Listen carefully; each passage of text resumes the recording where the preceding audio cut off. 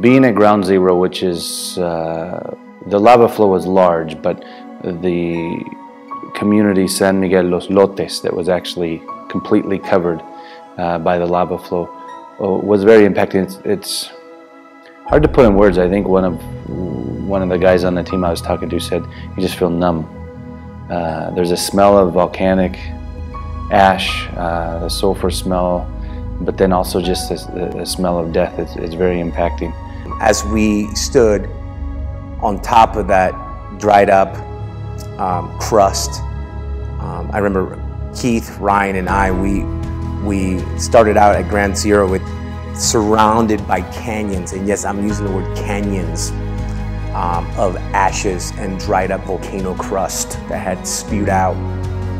And as we are talking to this older man, it looked like he was 70+ years old, and he had a shovel out, and I knew the answer to the question, but I still asked him. I said, "Excuse me, sir, what are you digging for?" And when he told me, "Hey, I've already found some family members, but now I'm looking for the rest, I'm looking for the remains." I mean, it's like running into a brick wall, head first at 50 miles per hour, you know. You're dumbfounded. How do you process that? Bueno, como esto fue parte de lo que sacó la máquina de ahí, ¿ve? Los desaparecidos están ahí en esa parte de ahí. Entonces, ahí desapareció mi hijo, la esposa, los suegros. ¿Los encontró? Y una hija más. Unos restos pequeños no hemos hallado, pero restos grandes no hemos hallado todavía. Por eso yo sigo escarbando. Ya tiene 15 días que hallamos los primeros restos, pero faltan los restos más grandes. Y por eso estoy aquí todavía con la idea de ver si los encuentro.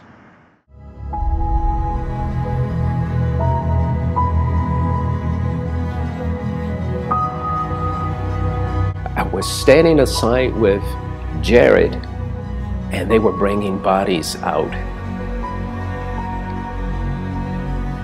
And that was the most difficult thing to see because the bodies were decayed.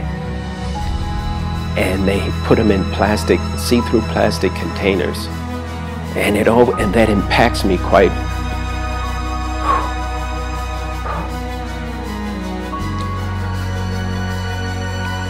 It impacts me quite very hard, put it that way, because there was life at one time in that body.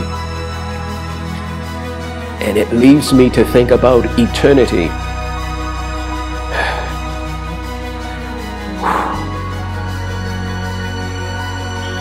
Did they go to be with the Lord, or did they go to the lower parts of this earth?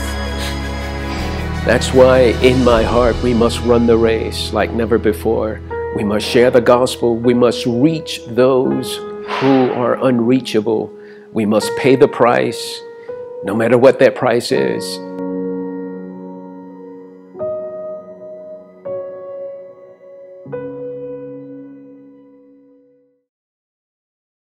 I think Foursquare International and Foursquare Disaster Relief specifically play an important role. When a disaster happens like this, the governments have their supplies set for that. They have locations that they're going to set up, the albergues, the shelters. That, when I came the first time, I saw that was in place. What they don't always have is they don't have the ongoing assistance. Also, what we have seen is that there's a spiritual need. And that's why Foursquare Disaster Relief works through the Foursquare churches, because those are the community leaders there.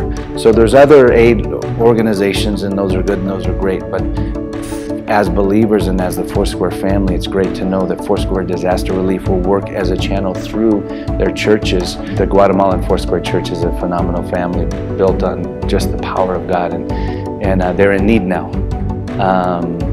They're in need of support, they're in need of strength. Pastor Ismael has been, he's been going non-stop since this happened, and there's probably not going to be a let-up for a while. They need encouragement, they need support, but also I would encourage those that want to help to go through the proper channels, because we don't want to give beans and rice if they need clothes. We don't want to give clothes if they need beans and rice. We don't want to give them beans and rice if they need a hug. You know what I mean? But this is going to be an extended, pretty long time of reconstruction, and if they're feeling the nudge to come to Guatemala, Pastor Ismael and others have said they love to host teams and love to have people here. So that's the main thing. We're a Foursquare family. We work best when we're together. And we in North America, we need what the Guatemalan church has too. It's really encouraged my spirit to see the faith and the determination of our Foursquare leaders down here. You know, there is, after a disaster such as this, there is redemption. That's how God operates. His redemptive power is at hand. And so be praying for the country of Guatemala, and pastors, leaders, churches, consider coming to Guatemala on short-term mission trips. Foursquare churches across America, people who perhaps know they have a missionary calling in their lives, and have been kind of brushing it off. Ask the Lord if Guatemala is the country that He wants you in.